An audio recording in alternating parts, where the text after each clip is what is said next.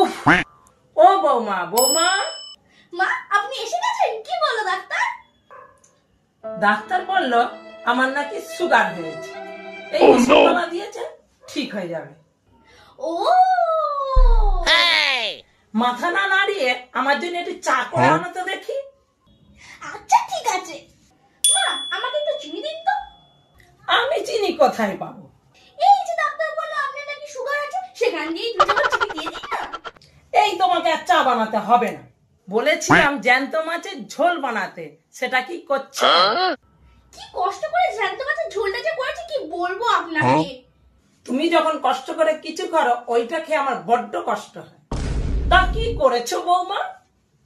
যখন জ্যান্ত মাগুর মাছগুলো কাটছিলাম ঝোল করবো বলে, তখন তো কাটা মাছগুলোই মরে যাচ্ছিল, তাই আমি একটা কাজ করলাম। তা কি কাজ করেছো বৌমা?